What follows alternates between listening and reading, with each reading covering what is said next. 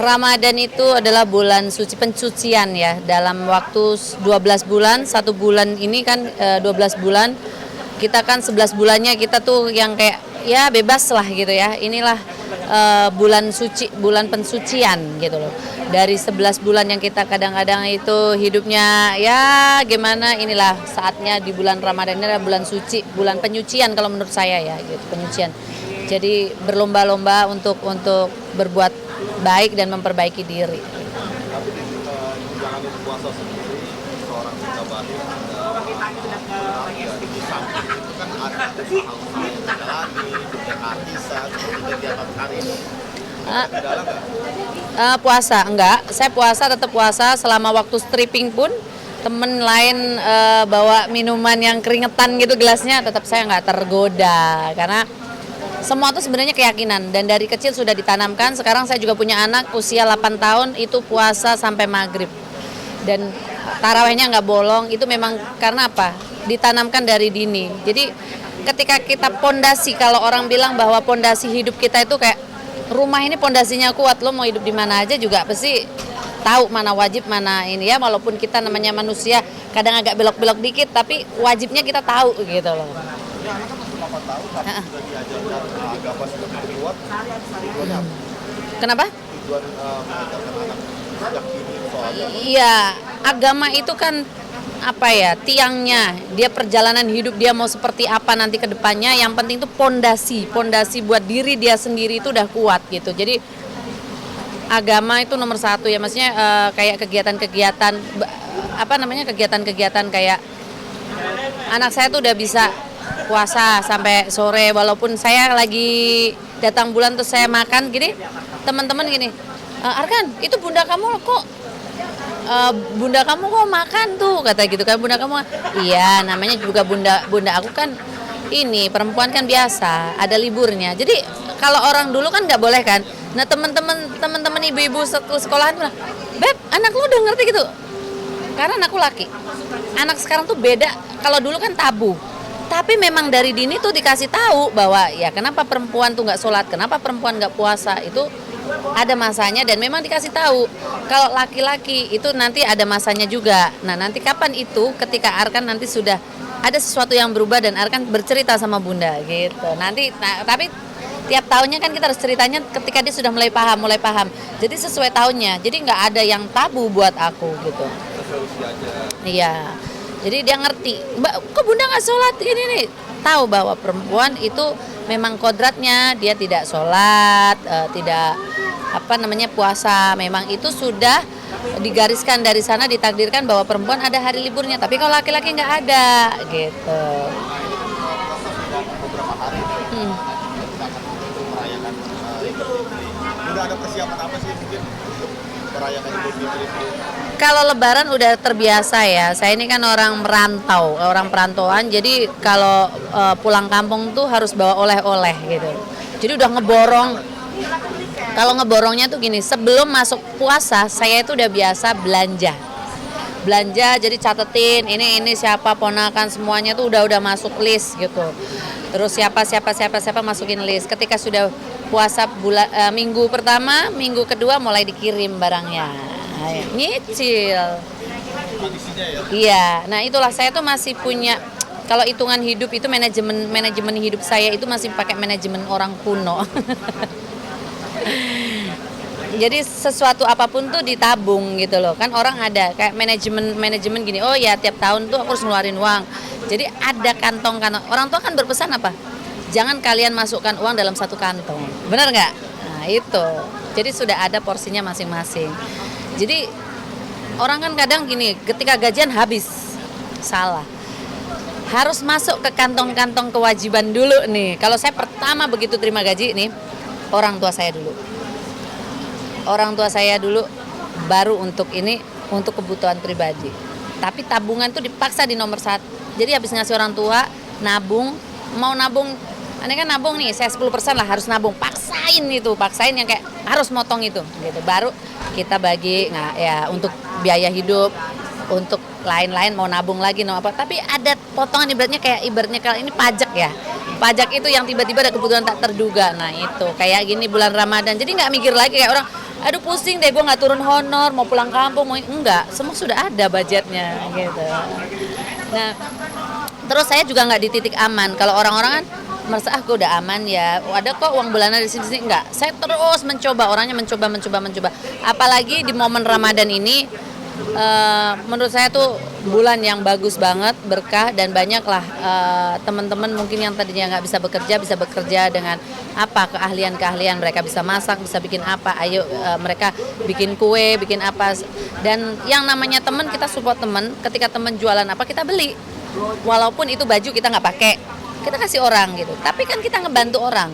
Atau temen live, kadang-kadang yang nonton cuma 3 orang, 2 orang, itu kan teman-teman gitu, belilah gitu, bantu. Dan jangan pernah merasa nanti buat apa ya, gue nggak pakai juga, nggak gini-gini. Yang asal masih masuk akal ya gitu, yang karena kalau kita pikir baju gue nggak pakai tapi bisa gue kasihin orang ya gitu.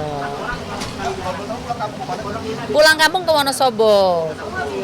Anak saya tuh mengalami trauma yang naik pesawat, jadi dia nggak mau, dia maunya naik kereta, tapi kereta udah full, kayaknya naik mobil.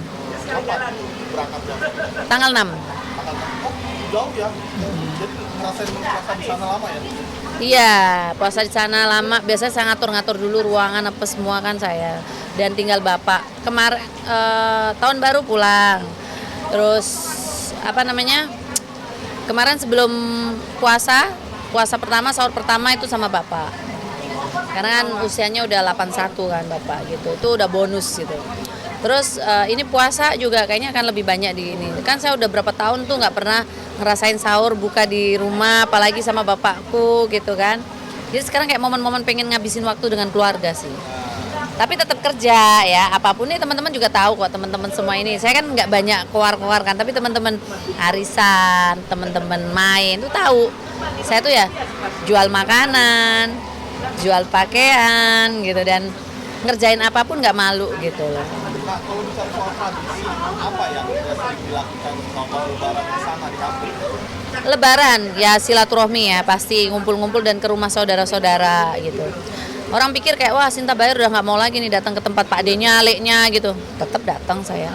Dan saya selalu nelpon mereka, jangan kasih aku makanan ini nih, makanan kampung yang zaman dulu gitu. Jadi kayak sambal ini yang makanan aku kecil gitu.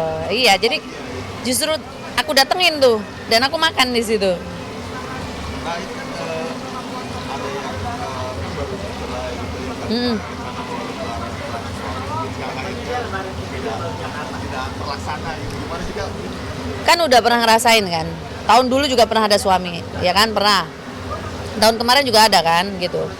Tapi menurut saya nggak ada bedanya ada suami nggak ada suami. Saya justru lebih bahagia sendiri. Kenapa? Saya mengeluarkan uang juga nggak mikir gitu loh. Memang kayaknya saya udah biasa begini, jadi nggak mikir saya mau ngapain, mau ngasih siapa, nggak mikir lagi gitu loh. Dan ternyata kembali lagi saat saya sendiri rezekinya jauh lebih banyak. Dan alhamdulillah saya orangnya nggak gengsi ya kan. Kalau dulu kan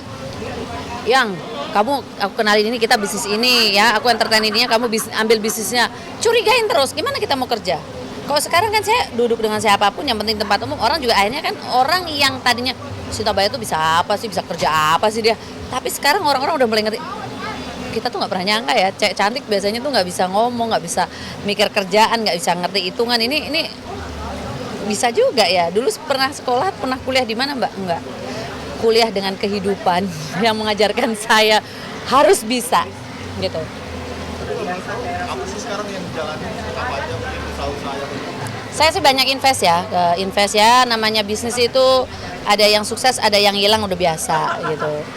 Kalau pas lagi banyak yang ngelos ya agak ciut mukanya ya kan, pusing gitu. Kalau lagi jalan semua, lagi aman gitu, tinggal enak sih. Kalau dulu kan kerja cari duit, sekarang duitnya yang bekerja gitu loh. Jadi ya teman-teman kan pada bisnis gitu ya. Banyak juga sih yang bohong-bohong sama saya juga sih, banyak gitu. Yang duit saya nyantol-nyantol sampai sekarang, yang cuman ngajak kerjasama banyak lah gitu ya. Tapi sampai sekarang boro-boro keuntungan, uang modal balik aja enggak gitu. Dan ditagih pun ya kayak kita tuh kayak pengemis gitu loh. Banyak. Saya cat-catnya saya nagih-nagihin orang aja. Karena kan memang nggak ada, sorry ya, saya bukan untuk kayak ini, kita kan ada bisnisnya, kayak pembiayaan temanku tuh benerin rumah, jadi rumah-rumah lelang, rumah lelang terus diberesin, terus dijual. Nah nanti kalau laku aku dikasih berapa persen gitu. Terulang. Enggak sih, baru ini. Kalau itu yang properti aku baru ini. Tapi kalau yang kayak aku bisnis ikan frozen gini bulan ketiga keempat oke, ya kan. Oh, ada semuanya, ada gini.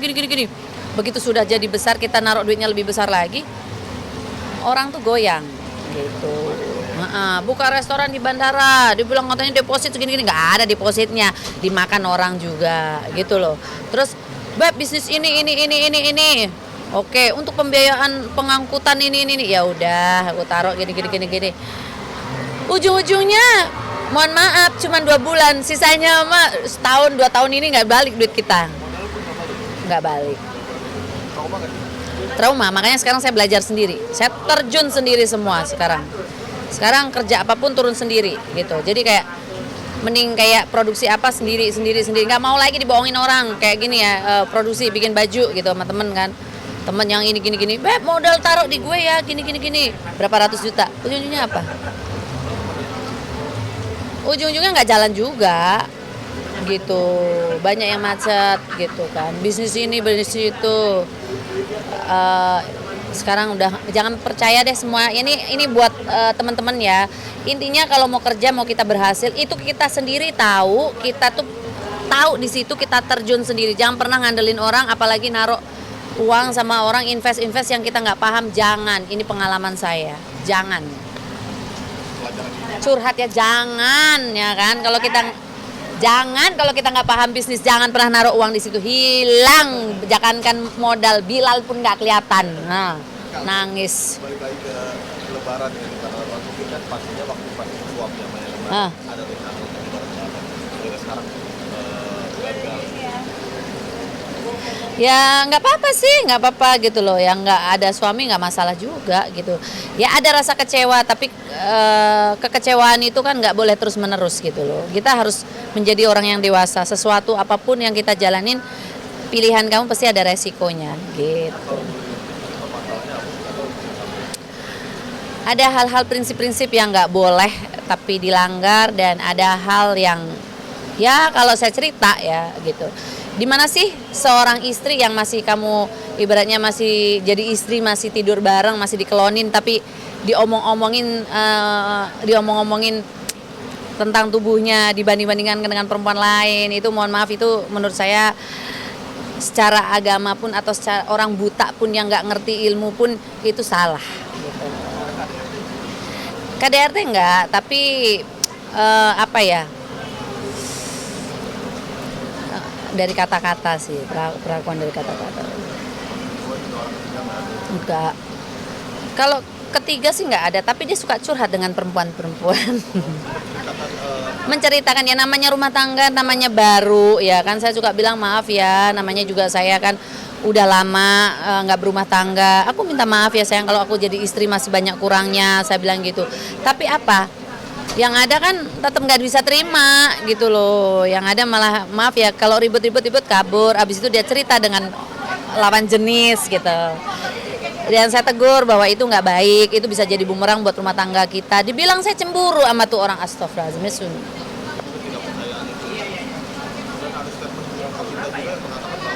Ada perbedaan prinsip yang dilarang oleh agama.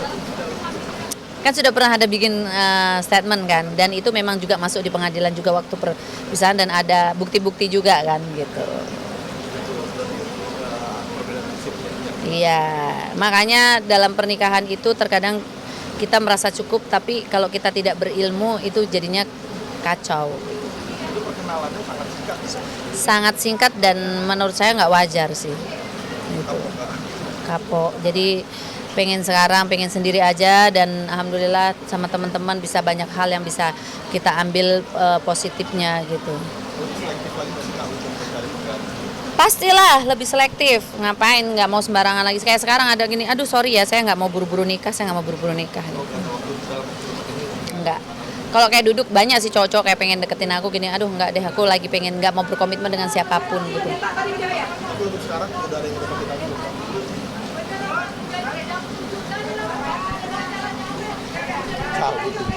Sih.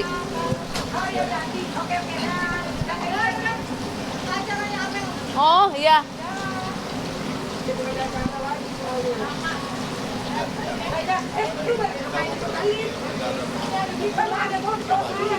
Ya nggak deket-deket juga lah.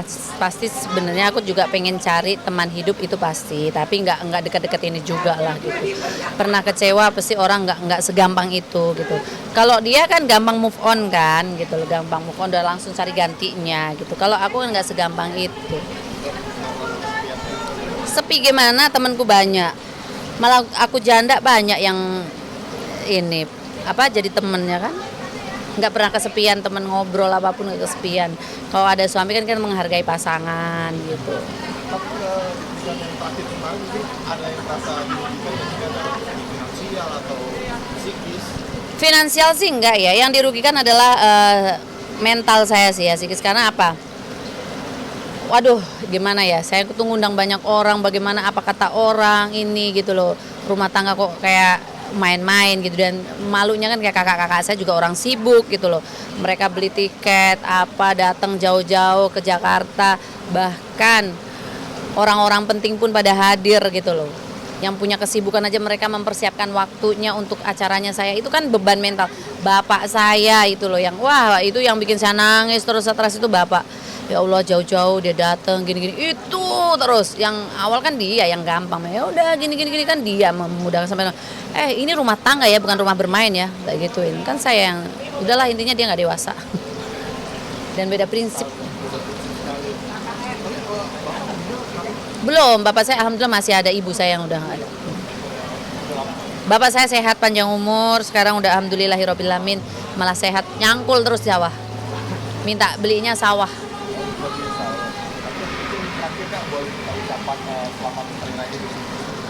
Oke.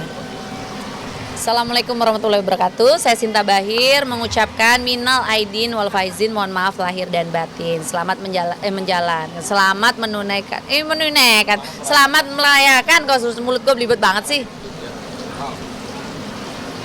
Halo pemirsa, saya Sinta Bahir mengucapkan minal aidin wal faizin, mohon maaf lahir dan batin. Selamat merayakan Idul Fitri buat teman-teman muslim dan muslimah saya. Terima kasih. Love you.